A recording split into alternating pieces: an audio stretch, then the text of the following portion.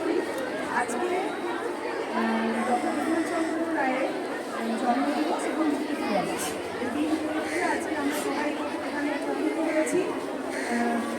ভারতবর্ষের সংবিধান কার্যকর হয়েছিল 1950 খ্রিস্টাব্দে 26শে জানুয়ারি। তার পরবর্তীকালের সময়ে পশ্চিমবঙ্গের প্রথম মাননীয় মুখ্যমন্ত্রী ছিলেন আমাদের ডক্টর বিধানচন্দ্র রায়। তার সম্পর্কে অনেক কথা প্রচলিত আছে। ছোট্ট একটা গল্প আমাকে বলছি যে উনি নাকি বহু দূর থেকে রোগীর গায়ের গন্ধ শুনে বলে দিতে পারতেন তার কি অসুখ হয়েছে, কোনো রকম টেস্ট না করেই। তাহলে বুঝতে পারছো উনি কত বড় মাপের একজন ডাক্তার ছিলেন। এরকম বহু প্রচলিত কথা রয়েছে। তার হাত ধরেই ভারতবর্ষের তথা পশ্চিমবঙ্গের শিল্পের ক্ষেত্রে এক আমূল পরিবর্তন এসেছিল এবং পশ্চিমবঙ্গ ভারতবর্ষের মানচিত্রে এক অসাধারণ জায়গা করে নিয়েছিল। তাই জন্যই তার মতো মহান মানুষের জন্মদিন তথা মৃত্যুদিন 1 জুলাই ডক্টরস ডে হিসেবে আমরা পালন করি।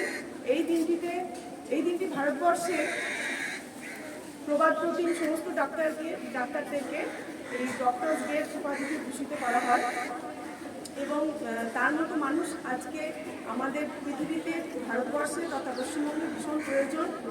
আজকের আমাদের এই ভয়ের দিন চলছে, আমরা চাইছি তার মতো ডাক্তার, তার মতো মানুষ পৃথিবীতে বারবার ফিরে আসবে। তাকে আমার অন্তর থেকে শ্রদ্ধা জানাচ্ছি, প্রণাম জানাচ্ছি এবং তোমরা মেয়েরা আমি আশা করছি যে তার জীবন এবং তার আদর্শের দ্বারা অনুপ্রাণিত হবে এবং চেষ্টা করবে তার মতো করে চলার।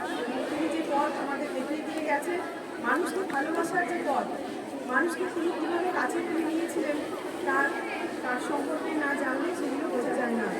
আশা করছি তোমরা তার দ্বারা অনুপ্রাণিত হবে। এই কথা বলে আমি আমার বক্তব্য